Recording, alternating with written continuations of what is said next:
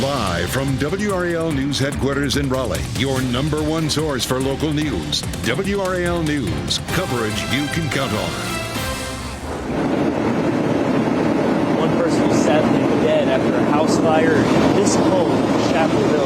Coming up, we'll tell you how long firefighters have been on the scene. And we have the potential for some strong storms for tomorrow. It's not going to be a washout of a day, though. I'll show you how to plan around it.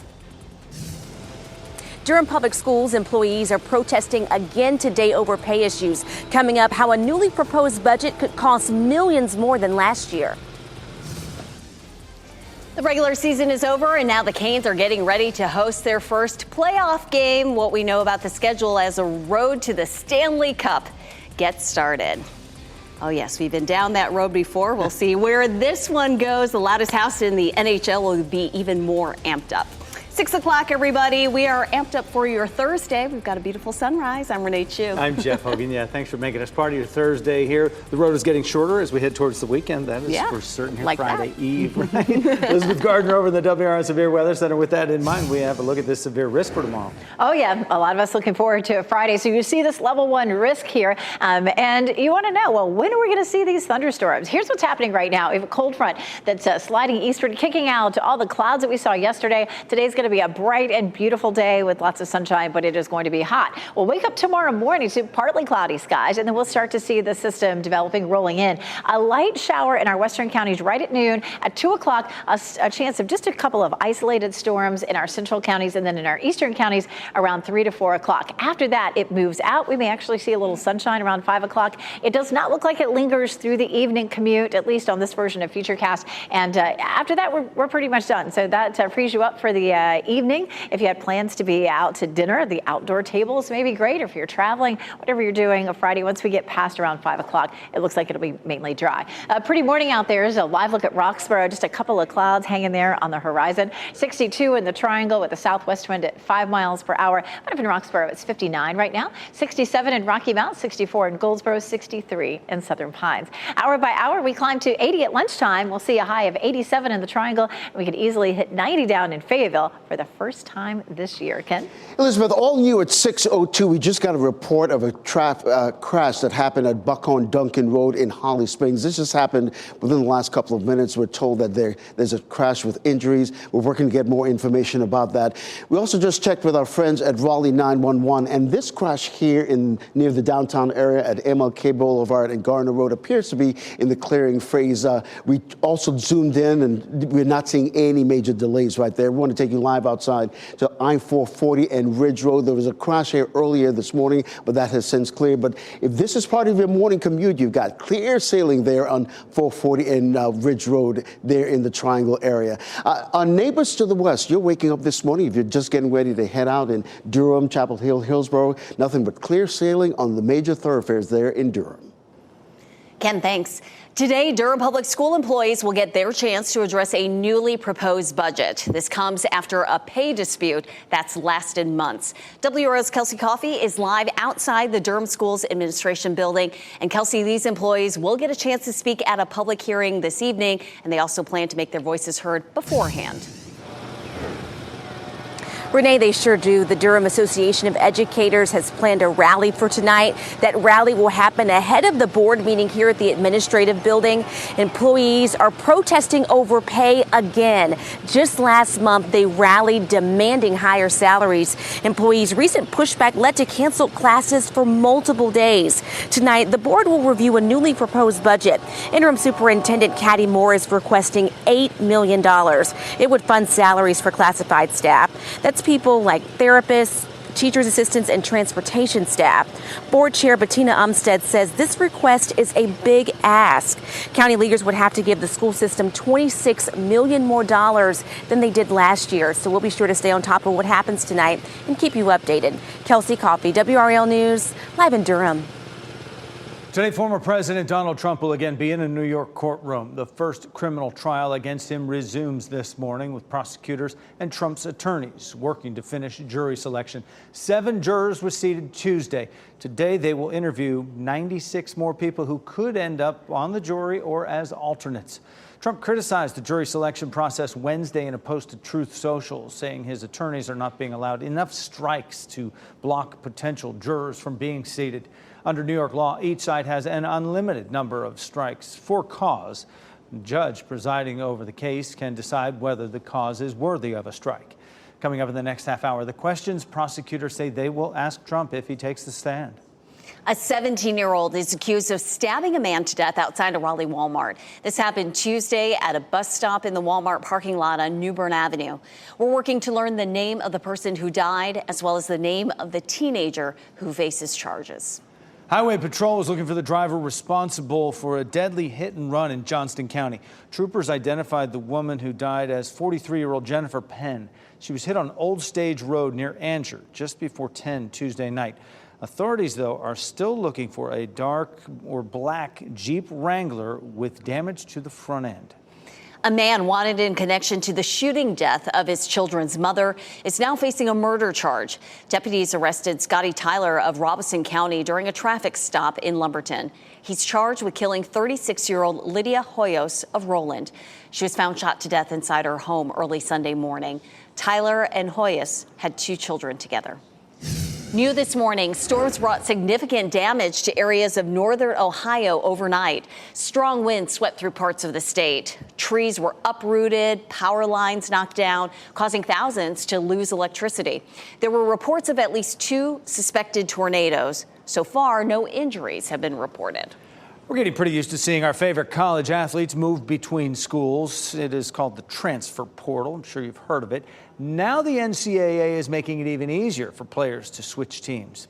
A new rule change will allow student athletes to make unlimited transfers and play immediately at their new schools. Previously, they could only do that once, and then they'd need to sit out a year if they transferred again. WRAL sports investigative reporter Brian Murphy says while this gives new opportunities to players, it brings challenges for coaches. Yeah, I mean, it's going to be tough on coaches, right? Not only do you have to recruit a player, you have to re-recruit him. I mean, you have to keep him on your campus.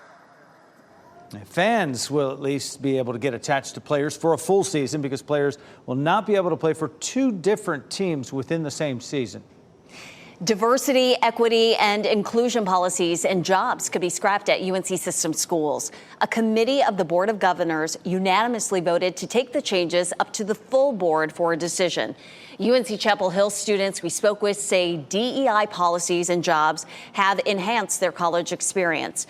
Junior Camila Perez wants to see them stay. And I really hope there's a lot of open discussion in regards to the benefits that DEI brings and any programs like that. Just because right now I feel like there's so much stigma and there's so many stereotypes. Governor Cooper and former UNC system president Tom Ross have both spoken out against the changes. Cooper says Republican legislative and university leaders who attack diversity at our public universities are failing in their duty to protect students while threatening our ability to recruit top scientists, researchers, and innovators who power our economy. The entire Board of Governors could take up the changes next month. In just the last 30 minutes, we have learned a person is dead after a house fire in Chapel Hill. Crews responded to that fire on Rogerson Drive just after 1:30 this morning, and Nick Perlin got there shortly after in the WRAL breaking news tracker. Nick, those firefighters been there for 4 hours. This is very sad news. Jeff, very sad. We got that update from Chapel Hill Fire Department at around 5:30, confirming with us that unfortunately one person has died in this house fire right here on Rogerson Street. I'm going to get behind the camera just to give you a better look at some of the damage that we're seeing right here. We are still seeing firefighters right now spraying water into the home just to make sure that, you know, all the flames are out for good. But you can see, I mean, just a ton of damage to the exterior of that home. You can see the wood is completely burnt up. Just a really sad situation here in Chapel Hill early this morning. We're still working with the fire department to find out what exactly caused this fire. I'll stay on top of this one all morning, and I'll let you know when I have more information. Live in Chapel Hill, Nick Perlin, WRAL News. All right, Canes fans, get ready. Stanley Cup playoffs are here again, counting down 2 days until the puck drops. 5 o'clock Saturday afternoon is Game 1 of the Canes' first-round series against the New York Islanders. It is here in Raleigh at PNC Arena. The series will be a rematch of the first round matchup between these two teams last season. The Canes took down the Islanders in 6 games in that series. The full schedule for this year's first round will come out tonight once all the league's regular season games end. An NC State student is the victim of a new scam after being conned by an alleged dating agency. We'll hear from an expert who says these types of hoaxes are becoming more common. And she's quickly become the face of women's basketball. Caitlin Clark is expected to sign a major deal with Nike, the 7-figure payday that could be coming for the superstar from Iowa. And it's going to be a sunny, hot day today with highs in the upper 80s. After that, our pattern changes significantly. We'll see a few scattered storms on Friday. A few of those could be severe. And then we're cooler over the weekend with some rain on Sunday. I'll walk you through all those chances for rain coming up. As you get into your car, tune to WRAL News Plus on your radio. In Raleigh on 99.3 FM. In Durham, 96.5 FM. And everywhere on 101.5 HD3.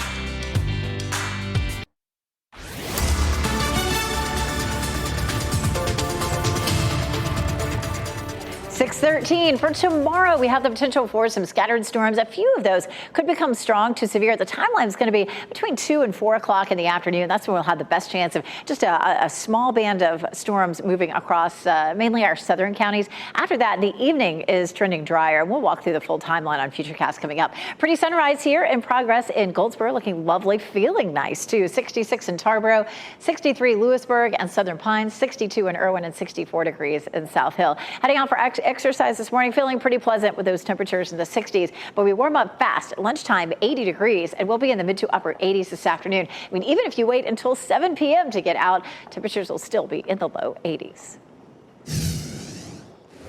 Elizabeth, Green running wild on the traffic map this morning. All the major thoroughfares in Raleigh area, in Wendell, 87, 440 in the Beltline, nothing but green showing up on the map. We do want to tell you about a crash that just popped up in the Holly Springs area. This is at Buckhorn and Duncan Road at Duncan Cook Road.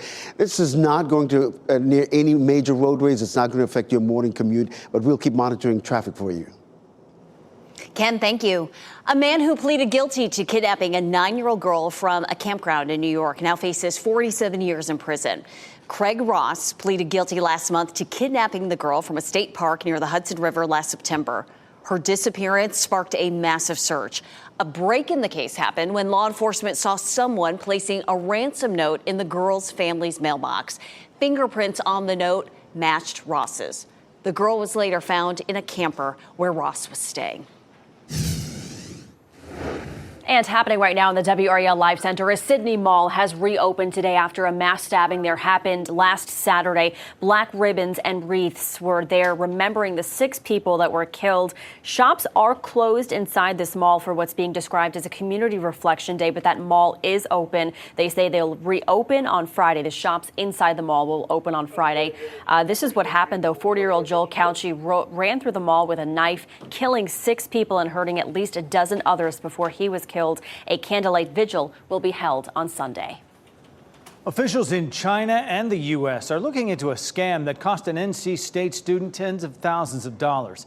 The scam was reported April 10th. That's when NC State police performed a welfare check on the student after family reported that student had been acting strangely and had withdrawn large amounts of money. The student told police they were the victim of a dating agency scam.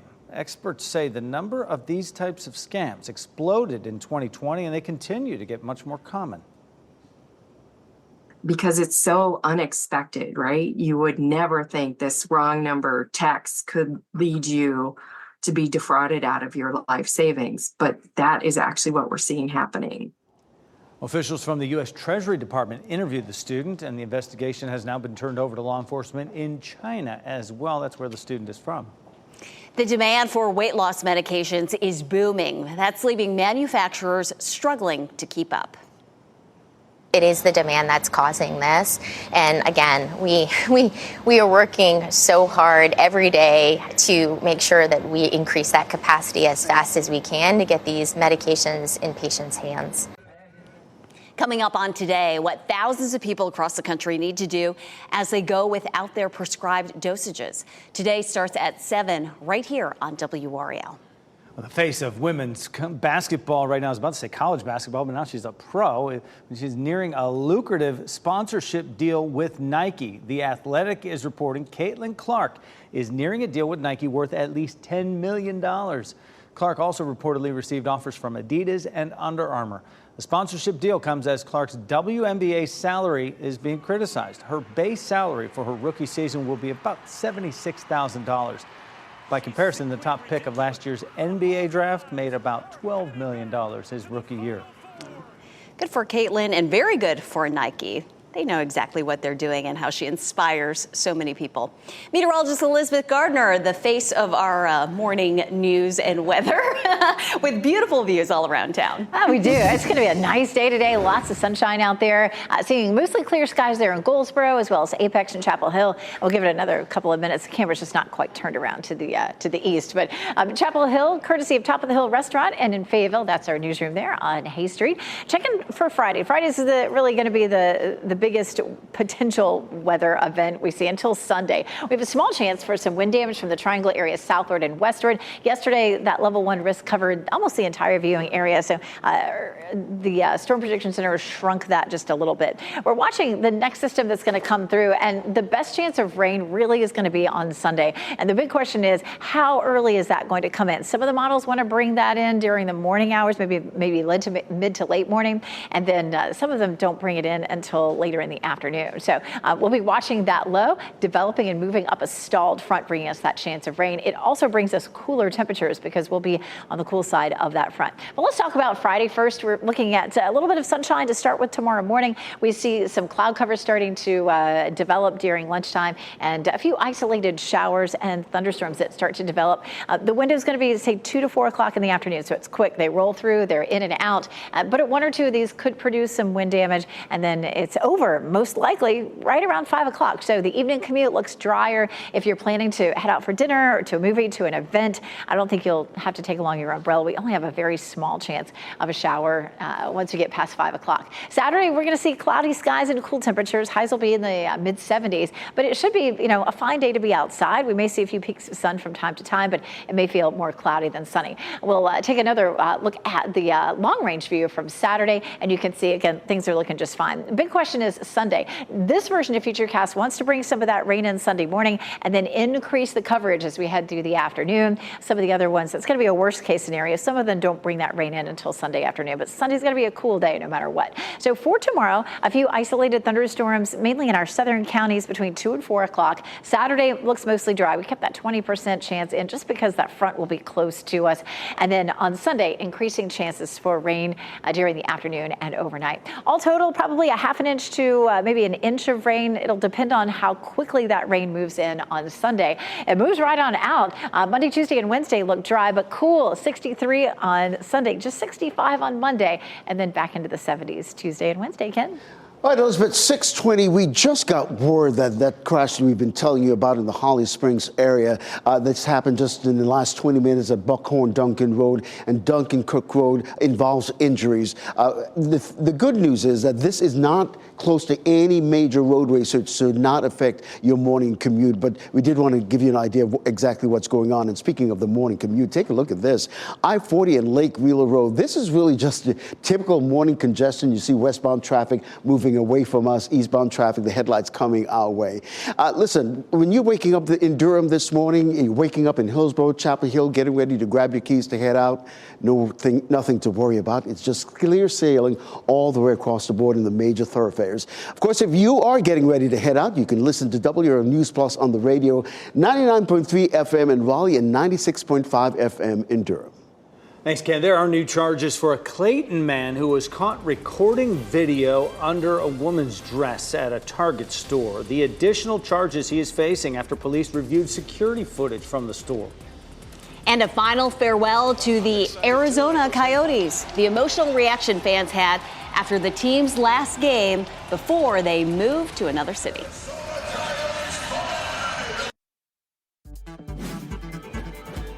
This What's Trending report, sponsored by Rug & Home.